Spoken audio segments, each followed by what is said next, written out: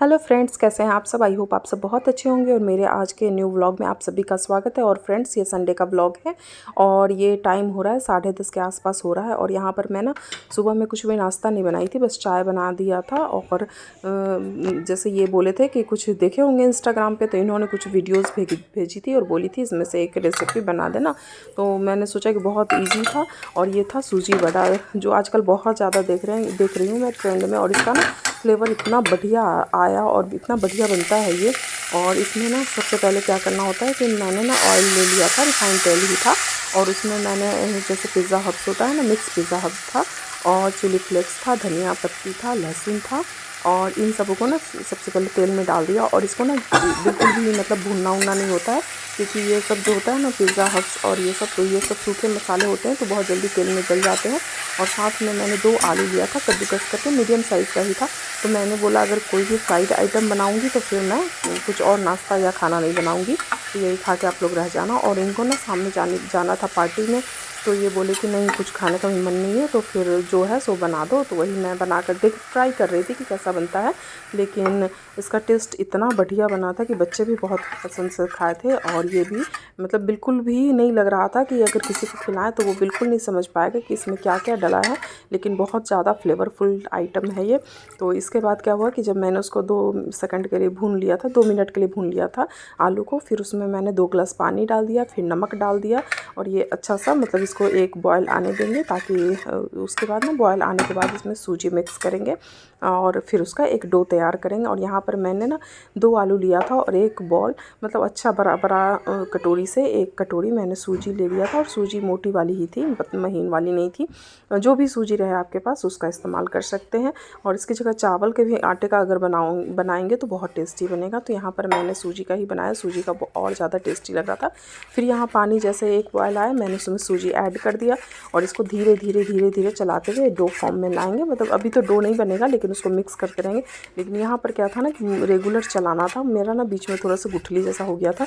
फिर मैंने उसको हाथ से मिक्स किया था, तब उसको सही कर लिया था। क्योंकि क्या था ना, एक हाथ में मेरे मोबाइल था और दूसरे हाथ से मैं चला रही थी, तो चलाने में समझ नहीं आ रहा था। तो वो क्या हुआ, बीच में कुछ थोड़ी 2-4 गुठलियाँ पड़ गई थी, तो फिर उसको मैंने हाथ से मिक्स कर करके सही किया था। फिर मैंने कैमरा रख के इसको अच्छे से मिक्स किया। तो मिक्स करने के बाद ना ये थोड़ा सा जैसे ही सूजी डालते हैं ना, तो ये थिक होता चला जाता है। और खाने में तो मत पूछिए, बहुत ज़्यादा टेस्टी था। मतलब इसके साथ कोई सॉस की भी ज़रूरत नहीं थी, ये ऐसे ही बहुत टेस्टी लग रहा था।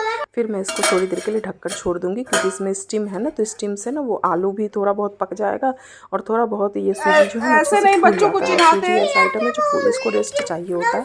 तो यहाँ पर देखिए ये थोड़ा हल्का फुल्का ठंडा हो गया था, मतलब हाथ में उतना लग नहीं रहा था गर्म। तो इसको ना मैं मिक्स कर रही थी और इसमें थोड़ा बहुत जो 1-2 गुठली जैसा पड़ गया था ना, तो उसको मैं बहुत अच्छे से इसको मिक्स कर लूँगी, ताकि ये डो फॉर्म में आ जाए और एकदम अच्छा सा डो तैयार हो जाए। तो इसको मैं ऐसे ही मिक्स कर रही थी। आप चाहें तो आटे की तरह जैसा आटा सानते हैं ना, वैसे करके मिक्स कर सकते हैं। तो इसको मैं ऐसे ही मिक्स कर करके बीच में अगर कहीं भी गुठली जैसा हाथ में फील हो रहा था, तो मैं उसको दबा के तोड़ दे रही थी और हटा दे रही थी। और देख रही थी कि बहुत मतलब इसका सुगंध, और बनाने में मुश्किल से मुझे 15 से 20 मिनट लगा इसको।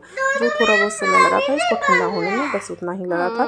और तलने में भी ज़्यादा टाइम नहीं लगा। और ये बहुत अच्छा एक ऑप्शन है, अगर आपके घर गेस्ट आ रहे हैं तो ये ना एक साथ बना कर रख दे किसी डब्बे में, और जब गेस्ट आ जाए तो बस तल दें। तो ये टेस्टी का टेस्टी भी है और बहुत मतलब अच्छा आइटम है किसी गेस्ट को खिलाने के लिए। तो यहाँ पर आप साइज शेप तो कुछ भी दे सकते हैं। मैंने बड़ा वाला शेप दिया था, क्योंकि एक तरह से मैंने इसको मैं सूजी वड़ा ही बोल रही हूँ, तो इसलिए मैं इसको बड़ा वाला शेप दी हूँ। बिल्कुल कोई भी खाएगा तो नहीं समझ पाएगा कि ये सूजी का बना हुआ था, क्योंकि मतलब इसका फ्लेवर बहुत अच्छा लग रहा था और सूजी का बिल्कुल भी आ ही नहीं रहा था। खासकर मुझे लगता है ना पिज़्ज़ा हब्स के कारण और इसका टेस्टी फ्लेवर आ रहा था, बहुत टेस्टी लग रहा था। फिर यहाँ मैं ना सारे इसको सूजी के इसको कुछ लंबे लंबे शेप में टिया के लिए बनाए थे और कुछ मैंने बना दिए थे मतलब बड़ा के शेप में। और आज हम लोगों का लंच यही था कुछ, मतलब और कुछ और इसके बाद मैंने कुछ भी नहीं बनाया। मैंने बोला कि अच्छे से जिसको भी जो खाना है वही खा लो। और चाय बना दी थी, साथ में टुप्पू दूध पी दिया था। टिया के लिए मैंने पराठे बनाए थे, तो टिया एक पराठा खाई थी उसके बाद मैं 5 बजे के आसपास मैं बनाऊँगी खाना, मतलब इकट्ठे बना के रख दूँगी। या संडे का दिन है और भी एक्स्ट्रा काम होते हैं, तो मैं बस यही सब कर रही थी। और यहाँ देखिए इसको ना अच्छे से पहले मैं एक डालकर देख रही थी कि ये फट तो नहीं रहा है तेल में। और जब भी हम लोग इस तरह का कोई नया आइटम फ्राई करते हैं तो हमेशा पहले चेक करना चाहिए कि वो तेल में जाते ही फटता तो नहीं, क्योंकि इससे ना तेल बहुत गंदा हो जाएगा और तेल सूखने लगा। तो ये बिल्कुल भी नहीं फट रहा था और मैं एकदम आराम से, जैसे मेरे हाथ में ना थोड़ा सा वो मतलब गर्म लग रहा था, तो मैंने ना एकदम आराम से इसमें ना छलनी जो होता है ना उसके सहायता से डाल रही थी, ताकि मतलब बिल्कुल भी तेल मतलब परे उरे नहीं इधर उधर। और ये ना 2 बार ही बस मैं पलटी और ये अच्छे से हो गया था। मतलब बार बार पलटने की ज़रूरत भी नहीं है, बस यही है कि थोड़ा सा पेशेंस रखें और आराम से, मतलब इसको बार बार चलाने से ना टूटने का डर रहता है। सूजी है ना और आलू है, तो कुछ बाइंडिंग एजेंट में सूजी ही, और आलू और सूजी दोनों बराबर मात्रा में है, तो इसलिए इसको ज़्यादा चलाने की ज़रूरत नहीं है। लेकिन एक भी नहीं फटा, तेल बिल्कुल भी गंदा उंदा नहीं हुआ और देखने में लुक वाइज बहुत सुंदर लग रहा था।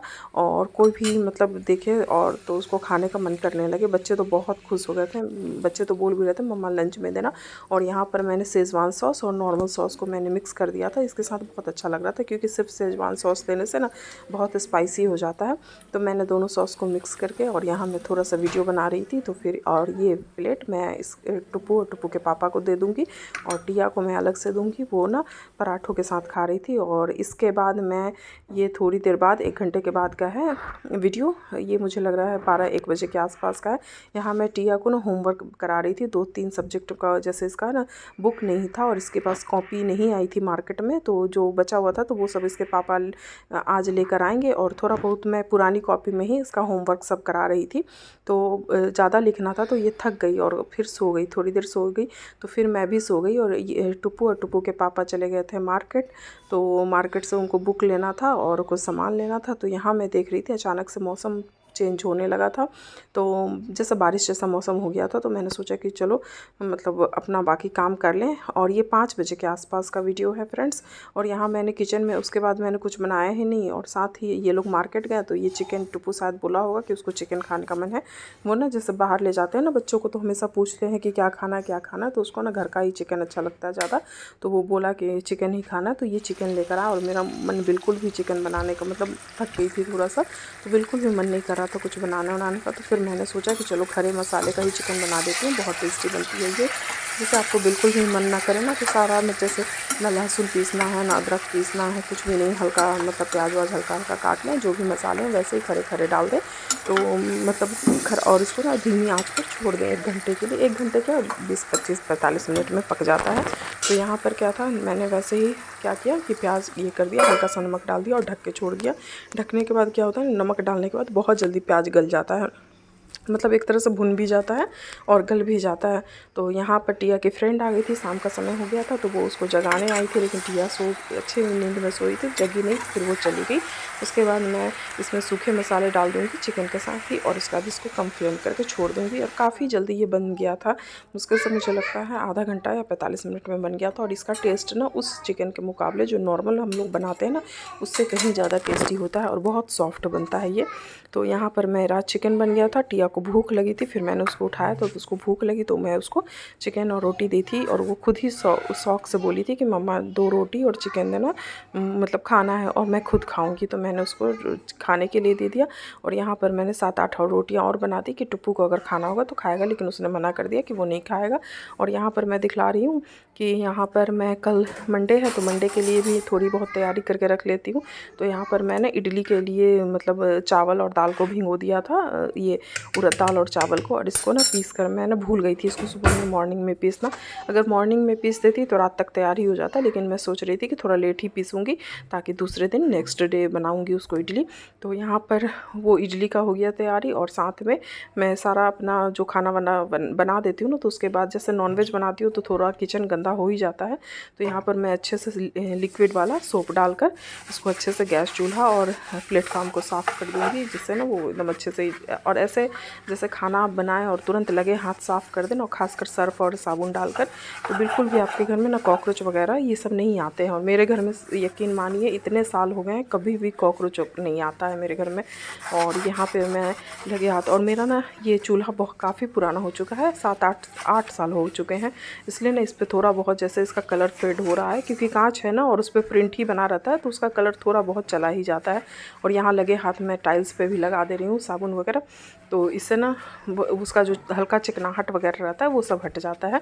तो यहाँ पर मैं ये सब कर दे रही हूँ, और साफ़ कर देने से ना मन भी थोड़ा सा ये हो जाता है कि हाँ चलो किचन वगैरह साफ़ है, कोई आता जाता है, संडे का दिन है, संडे का क्या किसी भी दिन कोई आ जाएगा तो ख़राब नहीं लगता है कि हाँ किचन वगैरह गंदा है। तो यहाँ पर ये साफ़ कर रही हूँ, और गर्म है ना ये चूल्हा के आसपास, तो जैसे अभी तुरंत हटाई हूँ खाना रोटी बनाकर, तो ये गर्म ही है, तो गर्म में थोड़ा साफ़ करते हैं तो और जल्दी साफ़ हो जाता है। तो यहाँ मैं साफ़ कर रही हूँ। और क्या है ना कि ये चूल्हा ना सबके हाथ में, बीच में मैं घर वगैरह भी जाती थी तो मेरे हस्बैंड बनाते थे, और जब मैं प्रेगनेंसी के समय में मेड बनाती थी तो थोड़ा बहुत ये किचन का जो बर्नर के आसपास है ना, वो लोग जैसे तैसे साफ़ कर देते थे तो गंदा हो गया। लेकिन इसको मैं अच्छे से अगर चाकू से क्लीन करूँगी तो ये साफ़ हो जाएगा। लेकिन वही है कि तो थोड़ा समय इसमें लगेगा, लेकिन साफ़ हो जाएगा। और यहाँ पर मैंने पानी ये ले लिया है, तो पहले मैं गैस को ही अच्छे से साफ़ करके ये कर दूँगी, फिर मैं प्लेटफॉर्म को साफ़ करूँगी। और इससे रहता है ना कि जैसे सोप वगैरह से साफ़ करते हैं तो इसमें चमक भी बना रहता है। और मुझे लगता है कि काफ़ी दिन हो गए हैं इस गैस चूल्हे का, तो थोड़ा बहुत मैंने देखा है कि देखिए बर्नर के आसपास का कलर ना थोड़ा चेंज होने लगा है। और ये कुछ और नहीं है, मतलब क्या होता है पुराना होता रहता है। अगर यही ब्लैक कलर में रहता ना तो बिल्कुल भी वो नहीं दिखता, मतलब हमेशा एक जैसा ही रहता है। और हर चीज़ का एक लाइफ होता है, तो ये भी हमको लगता है कि टाइम हो चुका है। इसको मैं 2-3 बार सर्विसिंग भी करा चुकी हूँ, मतलब इसमें कभी कभी फ्लेम कम हो जाता। अभी एक ही बर्नर में फ्लेम सही आ रहा है, बाकी 2 में कम ही आ रहा है, तो इसको फिर से ले जाना है सही करवाने के लिए। अब देखते हैं, जब कभी लगेगा तो चेंज करूँगी, नहीं तो इसी को चलाऊँगी ठीक ठाक करवा कर। और पहले जो स्टील वाली गैस चूल्हा होता था वो ज़्यादा सही रहता था, उसको ना एकदम रफ़ एंड टफ भी यूज कीजिए, लेकिन ये बहुत जल्दी गड़बड़ हो जाता है। जल्दी क्या हो गया, काफ़ी समय हो गया है, तो बस यही है। लेकिन हाँ 3 बर्नर होने के कारण सुबह में मॉर्निंग में बहुत हेल्प हो जाती है। थोड़ा थोड़ा करके सीनों पे कुछ ना कुछ बन ही जाता है, कोई चाय पी रहा है, कोई कुछ कर रहा है, किसी को नाश्ता चाहिए, तो सब इकट्ठे बन जाता है। और यहाँ लगे हाथ में प्लेटफॉर्म पे भी थोड़ा सा लिक्विड वाली ये डाल दी। और यहाँ पर हो गई टिया की थोड़ी सी, मतलब टिया मुझसे पूछ रही कि मम्मा कितना होमवर्क कराओगी, क्योंकि एक सब्जेक्ट का होमवर्क करके ये सो गई थी, तो फिर वो बोल रही थी कि मम्मा कितना होमवर्क कराओगी। तो मैंने बोला थोड़ा सा कराना। और यहाँ मैं दिखला रही हूँ कि मैंने उसको ना बैटर पीस लिया था इडली का, और साथ में मेरा किचन वगैरह क्लीन हो गया था। और फ्रेंड्स वीडियो काफ़ी लंबा हो जाता है आजकल, तो इसलिए मैं यहीं पर वीडियो का एंड करती हूँ। और ये संडे का ही 2-3 घंटे का वीडियो है, आई होप आप लोगों को पसंद आएगी।